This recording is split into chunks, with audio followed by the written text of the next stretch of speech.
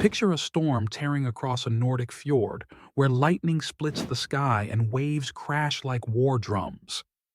It's the Viking Age, between the 8th and 11th centuries, and the Norse people see a god in that fury. Thor, the thunderer, hammer-wielding protector of gods and men. Far from a comic book hero, the real Thor was a raw, mighty figure, carved into their sagas, stones, and souls. This is the true story of Thor as the Vikings knew him, a deity forged in fire and faith. Thor, or Thor in Old Norse, was no distant divine. Son of Odin, the Allfather, and the earth goddess Jörð, he was Aesir, one of the gods dwelling in Asgard, a celestial fortress linked to Midgard, our world, by a rainbow bridge. His name means thunder, and he rode a chariot pulled by two goats, Tangrisnir and Tangnjoster, their hooves sparking storms. The Poetic Edda, written down in the 13th century but rooted in older oral tales, paints him as red-bearded, brawny, and quick to rage, wielding Mjölnir, a hammer crafted by dwarves.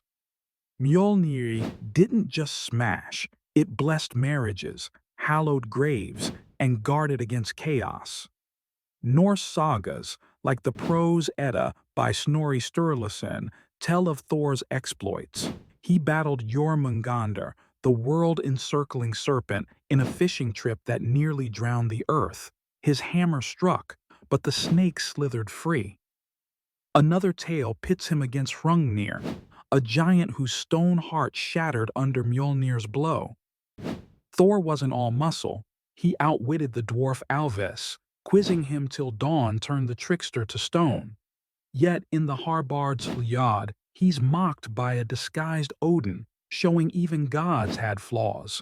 Vikings loved Thor. By the 9th century, as they sailed from Scandinavia to raid and trade, Thor's hammer pendants hung around their necks, over 1,000 found in graves from Sweden to England.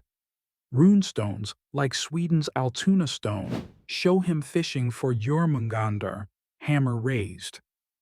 In Iceland's Eirar land statue, dated around 1000, he sits, gripping Mjolnir, eyes fierce. Temples to Thor stood in Uppsala and Dublin, where priests offered cattle to his glory. His name marked people, Thorfinn, Thora, born under his strength.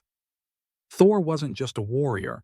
He was Midgard's shield against giants, the chaotic forces threatening order. Farmers prayed to him for rain, sailors for safe winds.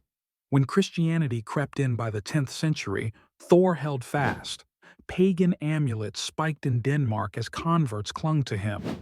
The Edda says he'll die at Ragnarok, the world's end, slaying Jormungandr but falling to its venom, hammer still in hand. This Thor, real to the Norse, lives in their words and relics. 8th century skalds sang his deeds. 11th century stones bore his mark. No capes, no Hollywood quips, just a god of thunder, his hammer swinging through storms, tying a seafaring people to their wild, sacred world. 3,000 years later, Thor's echo lingers, raw, unyielding, crackling in the Viking heart.